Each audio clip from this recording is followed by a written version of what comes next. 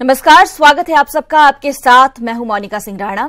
राजनीतिक खबरों की हम बात करेंगे, लेकिन पहले बड़ी खबर की बात करते हैं जो कि मथुरा से आ रही है। ड्यूटी पर जा रही महिला कांस्टेबल पर तेजाब डाला गया है। गंभीर हालत में आगरा रेफर किया गया है। महिला कांस्टेबल को कृष्ण जन्मभूमि पर तैनात है। महिला कांस्टेबल बुलंदशहर की रहने वाली है और आरोपी संजय सिंह महिला सिपाही से शादी करना चाहता था। आरोपी की गिरफ्तारी के लिए टीम गठित की गई है। सदर बाजार क्षेत्र के दामोदरपुरा इलाके की ये घटना है, जहां पर महिला कांस्टेबल को निशाना बनाया गया, एसिड अटैक किया गया है और ये अटैक करने वाला कोई नहीं बल्कि आरोपी संजय सिंह महिला सिपाही से शादी करना चाहता था और इसकी गिरफ्तारी के लिए टीम गठित की गई है। बुलंदशहर की रहने वाली है। महिला कांस्टेबल कृष्ण जन्मभूमि पर तैनात है और संजय सिंह जो कि महिला से शादी करना चाहता था, उसने ये अटैक किया है। आरोपी है वो और इस आरोपी की गिरफ्तारी के लिए टीम गठित कर दी गई है। ये बड़ी खबर आपको बता रहे हैं। ड्यूटी पर जा रही महिला कांस्टेबल पर हमला किया गया, एसिड अटैक किया गया है, तेजाब डाल दिया गया है। फिलहाल गंभीर हालत में आगरा रेफर किया गया है इन्हें। कृष्ण जन्मभूमि पर तैनात है महिला कांस्टेबल, बुलंदशहर की रहने वाली है और आरोपी का नाम सामने आया है संजय सिंह के रूप में, जो कि बताया जा रहा है महिला सिपाही से शादी करना चाहता था। फिलहाल संजय सिंह की गिरफ्तारी के लिए टीम गठित की गई है। सदर बाजार क्षेत्र के दामोदरपुरा इलाके की ये घटना है, जहां पर एक और एसिड अटैक हुआ है। महिला कांस्टेबल को निशाना बनाया गया। फिलहाल महिला कांस्टेबल की हालत गंभीर बताई जा रही है। आगरा इन्हें रेफर कर दिया गया है। कृष्ण जन्मभूमि पर महिला कांस्टेबल तैनात है। संजय सिंह का नाम सामने आया है, जो कि इस महिला सिपाही से शादी करना चाहता था। बात नहीं बनी और उसके बाद आवेश में आकर, गुस्से में आकर इसने महिला कांस्टेबल पर तेजाब डाल दिया। आरोपी की गिरफ्तारी के लिए टीम गठित की गई है।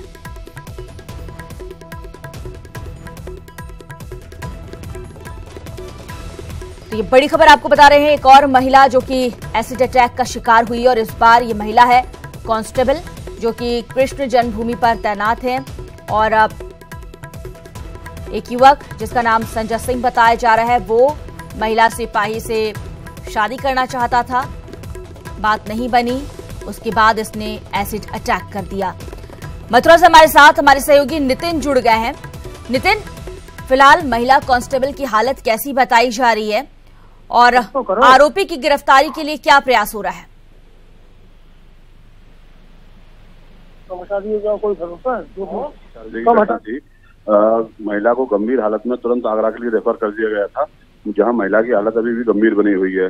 अगर हम बात करें आरोपियों की, तो तत्काल जैसे पुलिस को सूचना इस हादसे की मिली, तत्काल एसएसपी ने 4 टीमें जो है बनाकर आरोपी की गिरफ्तारी के लिए प्रयास शुरू कर दिए हैं और एसएसपी का दावा है कि जल्द ही आरोपियों की गिरफ्तारी होगी, क्योंकि उनकी शिनाख्त हो चुकी है। महिला के पूर्व परिचित है।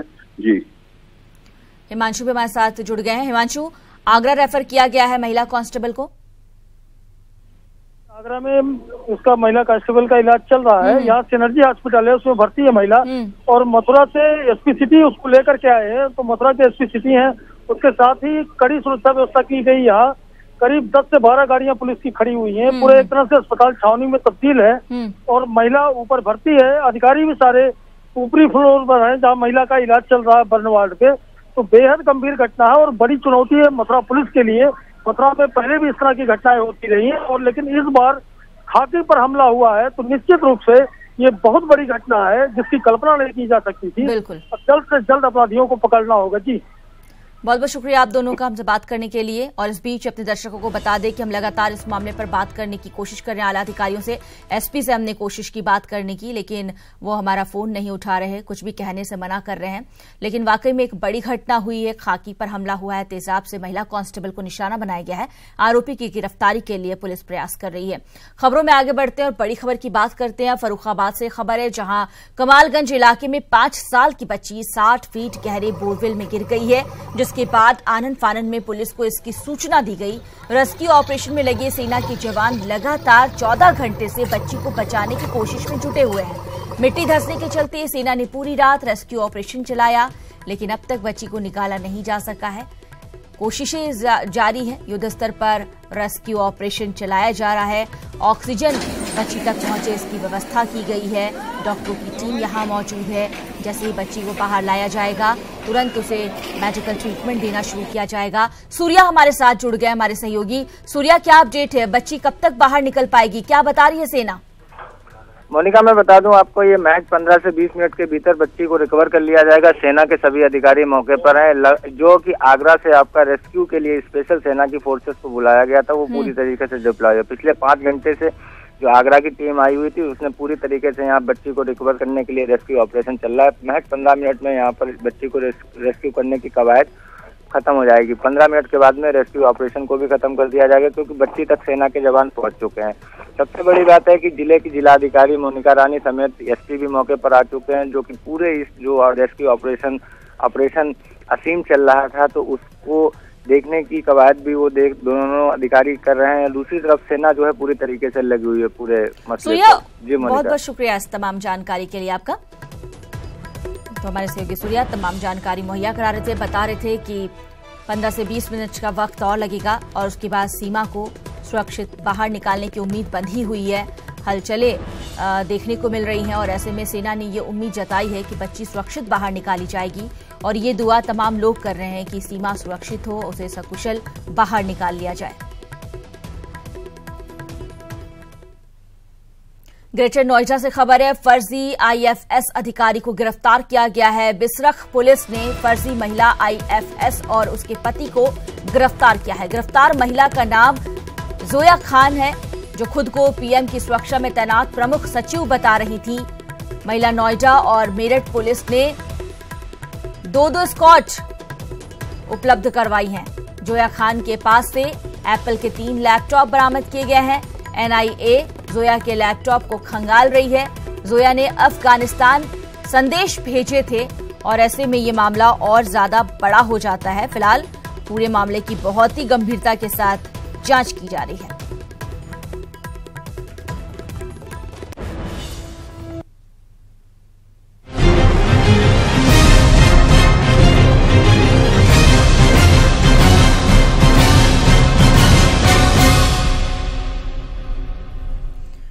और बात सियासत की और उसमें भी पहले बात करेंगे हम राहुल के मिशन वायनाड की।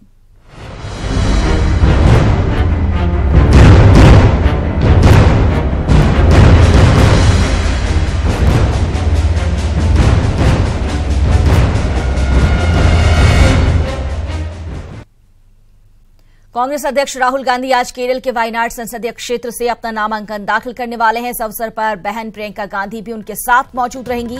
बता दें कि हाल ही में कांग्रेस अध्यक्ष राहुल गांधी को लेकर घोषणा की गई है कि वो अपनी परंपरागत सीट अमेठी के साथ केरल से भी लोकसभा चुनाव लड़ेंगे। ये पहली बार होगा जब राहुल गांधी उत्तर प्रदेश से बाहर की किसी सीट पर अपनी ताल ठोकेंगे। राहुल गांधी नॉमिनेशन करने वाले हैं। 2 सीटों पर इस बार अपनी किस्मत आजमा रहे हैं और विपक्ष के इस कदम पर अब सत्ता पक्ष सवाल खड़े कर रहा है।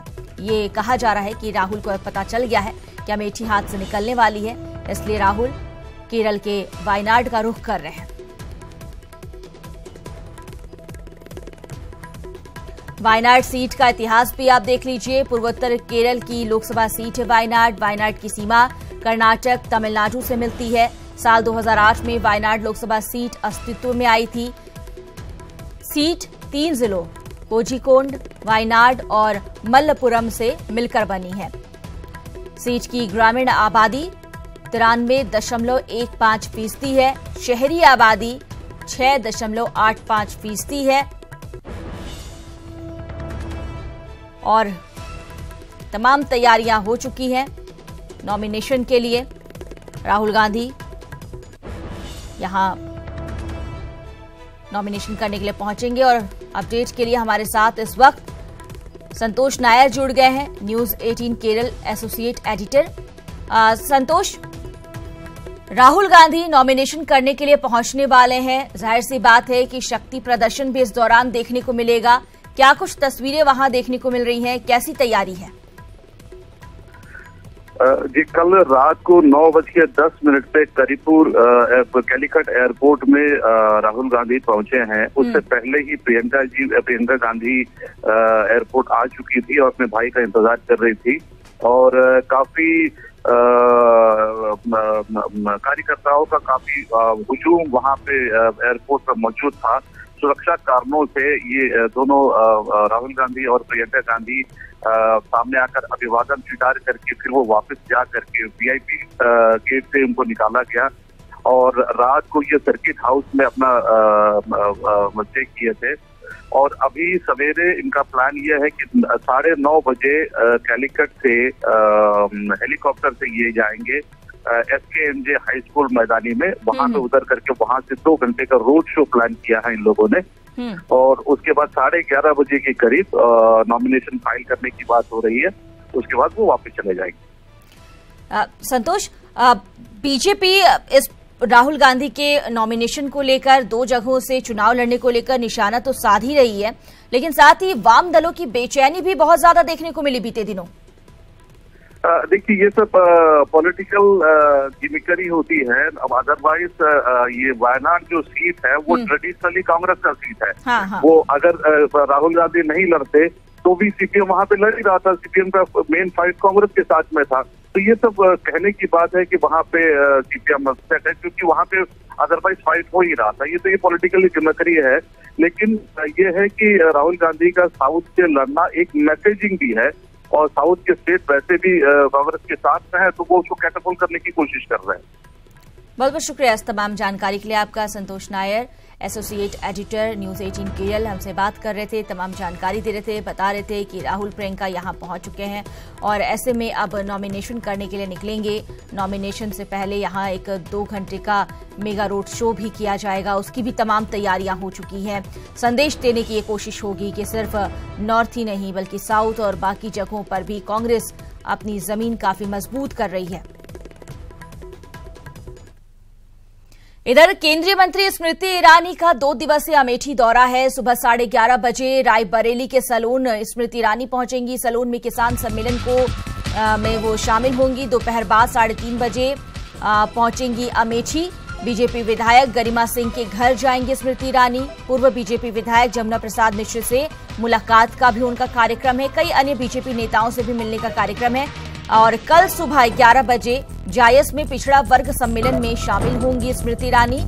मलिक मोहम्मद जायसी शोध संस्थान में आयोजित सम्मेलन होगा, वहां पर शिरकत करेंगी। तो एक तरफ राहुल गांधी आज अपना नामांकन करने के लिए केरल के वायनाड पहुंचे हुए हैं, वहीं दूसरी तरफ केंद्रीय मंत्री स्मृति ईरानी अमेठी में अपनी पूरी पकड़ बनाने की कोशिश कर रही हैं। 2 दिवसीय उनका ये दौरा काफी अहम है। सुबह 11:30 बजे का वक्त होगा जब वो सलून पहुंच जाएंगी। सलून में किसान सम्मेलन को जो है उसमें शामिल होंगी। दोपहर का वक्त बताया जा रहा है 3:30 बजे का, जब वो अमेठी पहुंचेंगे और अमेठी में भी उनके कई कार्यक्रम हैं। अमेठी में सबसे पहले बीजेपी विधायक गरिमा सिंह के घर जाएंगी। पूर्व बीजेपी विधायक जमुना प्रसाद मिश्र से मुलाकात करेंगी।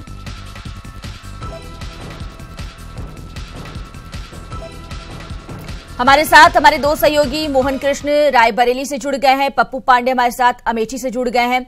मोहन से बात करते हैं। मोहन, स्मृति ईरानी यहां पहुंचने वाली हैं। सुबह तकरीबन 11:30 बजे का वक्त बताया गया है जब वो सलून पहुंचेंगी।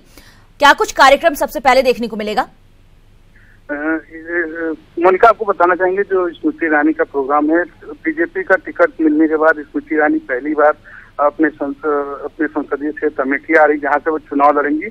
और जहाँ तक कार्यक्रम की भी बात की जाए तो बीजेपी के किसान मोर्चा की तरफ से एक किसान सम्मेलन बुलाया गया है फरसदेपुर में, जहाँ पे ये स्मृति ईरानी जो है एक जनसभा को संबोधित करेंगे। उनके साथ प्रदेश सरकार के जो मंत्री हैं मोती सिंह ग्राम विकास के, वो भी रहेंगे। और ये मतलब सलोन वो जगह है जहाँ से स्मृति ईरानी को पिछले लोकसभा चुनाव में शिकस्त खानी पड़ी थी और जहाँ जो अमेठी लोकसभा की जो 5 सीटें हैं उसमें सलोन ही एक वैसी विधानसभा थी जहाँ से स्मृति ईरानी को शिकस्त मिली थी।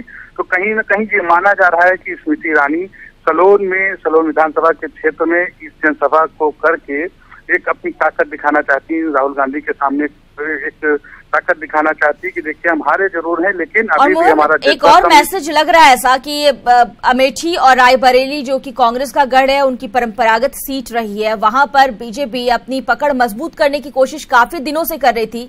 अब वो कोशिश कहां तक पहुंची है ये भी देखने को मिल जाएगा। बिल्कुल मोनिका, ये बिल्कुल देखने को मिलेगा कि बीजेपी की स्मृति ईरानी हारने के बाद भी लगातार अमेठी और रायबरेली आती रहती हैं कार्यकर्ताओं के साथ बैठक, और अमेठी के कार्यकर्ताओं के साथ बैठक करना, उनके साथ बातचीत करना, जो भी उनके जो काम रहते हैं वो अमेठी के कार्यकर्ताओं के होते हैं, जो उनकी समस्याएं होती हैं उनका समाधान किया जाता है स्मृति ईरानी के द्वारा, और जो रायबरेली से जुड़े जो मुद्दे होते हैं उनका भी वो समाधान करती हैं। तो कहीं ना कहीं ये जो आज का मौका है वो ताकत दिखाने का है कि कितनी ताकत हुई है। पप्पू, अमेठी में लगातार हमने देखा किस तरह से स्मृति ईरानी ने बार बार दावा किया कि जो समस्याएं आज तक कांग्रेस की सरकार ने, कांग्रेस के सांसदों ने खत्म नहीं किया, वो समस्याएं बीजेपी खत्म करेगी और इसके लिए जरूरी है कि बीजेपी पर भरोसा जनता जताए। स्मृति ईरानी एक बार फिर से रुख करने वाली है यहाँ का। और बात है कि राहुल गांधी अभी फिलहाल केरल में नामांकन करने के लिए गए हुए हैं। आज का स्मृति ईरानी का दौरा कितना अहम है? जी बिल्कुल मोनिका, आपको बता दूं कि जिस तरीके से केंद्रीय मंत्री स्मृति ईरानी 2014 के लोकसभा चुनाव में राहुल गांधी के सामने प्रत्याशी थी और हार के बावजूद लगातार 5 सालों से अमेठी में सक्रिय हैं, तो कहीं ना कहीं जो बीजेपी का वजूद अमेठी में नहीं था, कांग्रेस का गढ़ है, यहाँ कांग्रेस पार्टी हमेशा से सक्रिय रही है और अपने सांसद का चुनाव करती रही है। लेकिन इस बार 2019 के लोकसभा चुनाव में राहुल गांधी के लिए कहीं ना कहीं और ऐसा लग रहा है कि आज का ये दौरा इसलिए भी अहम हो जाता है क्योंकि स्मृति ईरानी एक और जरूर लोगों का ध्यान आकृष्ट करेंगी कि हम अगर यहाँ से चुनाव लड़ते हैं तो हमारा फोकस यही होता है, लेकिन राहुल गांधी चुनाव यहाँ से लड़ते हैं और नॉमिनेशन फाइल करने के लिए उनको केरल भी जाना पड़ा है। इस ओर भी क्या जनता का ध्यान आकृष्ट किया जाएगा आज?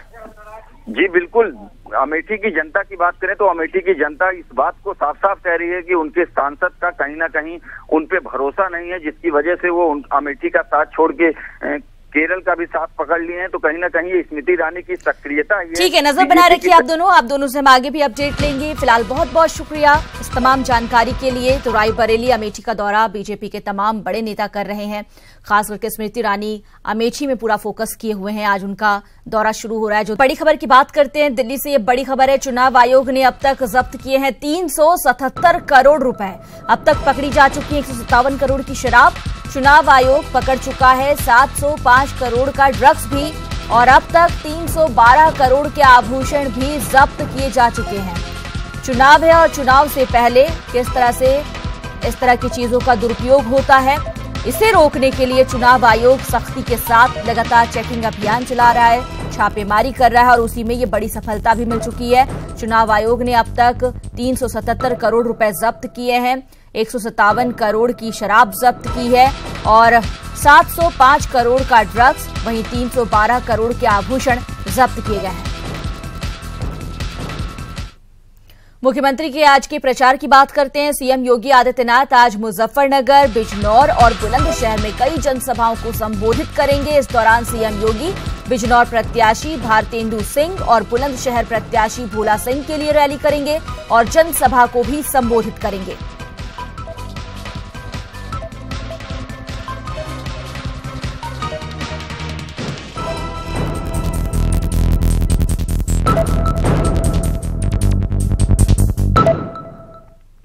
इसी के साथ बुलेटिन में इतना ही और जाते जाते आपको बता दें कि आपका पसंदीदा channel news 18 Uttar Pradesh Uttarakhand free dish पर उपलब्ध है।